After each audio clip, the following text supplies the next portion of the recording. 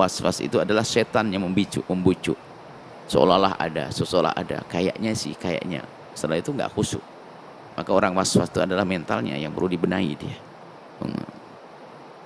Mentalnya. Ya kayak orang gila. Sampai suatu ketika ada guyonan ulama yang gini. Saya orang was-was kayak saya ini apa batal wudhu? Maksudnya was-wasmu gimana? Saya wudhu, sudah wudhu, tapi kok kayak belum wudhu. Oh iya, batal wudhumu. Bukan karena was-was, karena kamu gila. Kamu sudah wudhu kok bilang belum wudhu. Ini. Itu loh, batalmu karena gila kau ini. Kamu sudah wudhu kok bilang belum wudhu. Itu kan aneh. Sudah gila, wudhu sudah basuh muka, sudah. Basuh tangan, sudah. Kaki, sudah. Terus, kayak belum wudhu. Ya sudah, kamu gila. Was-was itu namanya. Orang was-was kan aneh. Orang was-was itu mendekati gila. Mental dia segera dibenahi, datang ke psikolog. Tidak mampu, psikiater, minum obat nanti itu. Makanya harus benahi. Was-was itu ganggu orang lain juga. Sehingga mohon maaf, tolong yang merasa was-was, apalagi Anda di pondok, kamu jangan nyeksa orang, dosamu banyak. Di kamar mandi berjam-jam, yang lain nunggu ngantri. Apa tidak dosa begitu? Dipikir tenang-tenang aja. Nyeksa orang, dia yang nunggu selalu nunggu, kena was-was 1 jam, kelenger yang nunggu. Mestinya sudah 10 orang, baru 1 orang. Sudah dia agak sadar, makanya orang was-was itu penyakit itu. Harus benahi, datang psikolog. Jadi beresin itu. Jangan dianggap sepele itu. Jadi kalangan ustadz juga ada, tapi itu harus sadar, itu sakit itu. Itu adalah dari godaan setan. Di samping ada sakit, kemudian jadi mainannya setan. Sehingga kalau orang was-was itu susah khusyuk. Bayangkan dia lagi Allahu Akbar, ingat sandal tadi saya kayak sandalnya sandal lama, sandal jepit lama itu kan ngecap kakinya. Sehingga kelingkingnya turun, jangan-jangan nyentuh ke tanah tadi. Kebayang. Karena was-was, padahal sudah sholat mikir sandal. Sudah Allahu Akbar ingat sandal, gimana bisa khusyuk orang was-was. Maka Imam Ghazali itu paling gemes sama orang was-was. Orang was-was itu adalah dikatakan jahlun bidini segala macam. Makanya kalau Anda kena was-was jangan dituruti, jangan menganggap itu khusyuk. Kata Anda menuruti syaitan, sehingga pasti Anda tidak khusyuk, bahkan tidak khusyuk.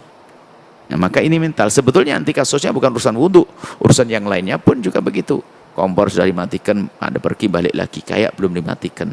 Pintu sudah dikunci, kayak belum dikunci. Macam tersiksa hidupnya. Tapi itu orang sakit perlu dikasih sayangi.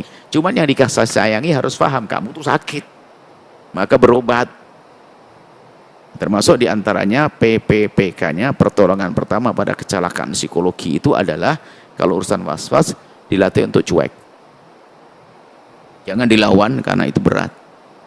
Jangan dituruti juga. Maka cuekin saja. Jadi kalau sudah mau ingat itu, ingat yang lainnya. Dicuekin biar nggak lukanya semakin tergores. Luka mentalnya tidak semakin tergores, cuekin saja. Habis, maksudnya begini. Kalau habis buang air kecil, kemudian kok sering kena was-was, langsung, main ngapain aja, langsung sholawatan yang keras. Pokoknya ngerjain apa saja langsung. Ya, apakah makan yang kecut atau apa? Pokoknya biar Anda ingat dengan itunya, dialihkan. Jadi yang namanya was-was itu seperti orang nyinyir. Anda lawan tambah jadi, ya, kan begitu. Orang nyinyir, Anda lawan, tambah jadi. Ya. Maka paling tepat ada sudahlah, jangan terlalu dianggap, gitu loh. Termasuk nyinyir yang namanya was-was itu. Ini ada pembahasan, jadi maka di akhir-akhir ini ternyata permasalahan-permasalahan mental itu banyak sekali ya, termasuk di kalangan dunia pelajar namanya was-was. Dan was-was itu ternyata kok nular. Karena ada hubungannya dengan pemahaman yang salah juga. Kita menemukan satu tempat, semoga Allah mengampuni. Tempat itu indah sekali. Pondok di atas air. Jadi aliran sungai dimasukkan ke pondok. Mestinya kan tidak boleh ada orang was-was di situ. Airnya banyak. Jadi kalau wudhu itu tinggal saja kita ke begitu langsung kena air wudhu. Jadi ke masjid itu, pelataran masjid tondak-ondak pertama sudah air. Jadi memang cantik itu. Dimasukkan air ke lokasi pondok. Toiletnya, WC-nya di paling ujung. Yang di saat yang air sungai sudah mau dibuang keluar. Akhirnya kita sholat di belakangnya. Ustadznya bis, bis, beres-beres, bismillah. Dulang orang enggak. Sudah ustadznya, enggak, Allahu Akbar dulu. Tak pikir dia tok. Tak taunya apa? Di kiri kanan kita semuanya santrinya begitu. Wah.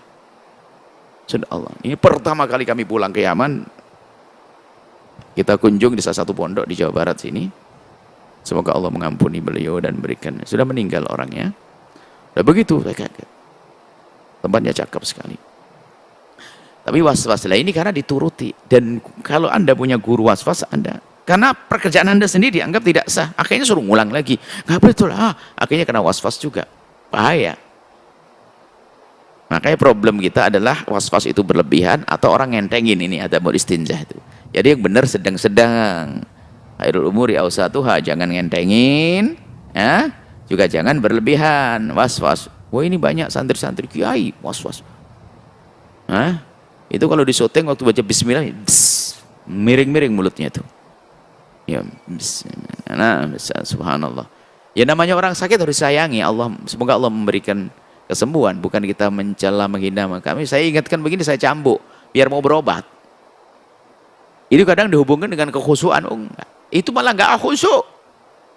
Orang was-was enggak khusyuk. Blas enggak khusyuk dia. Gimana bisa khusyuk dia? Sudah sholat ingat bajunya, sholat sehat ingat kencing, sholat ingat. Baik seperti itu.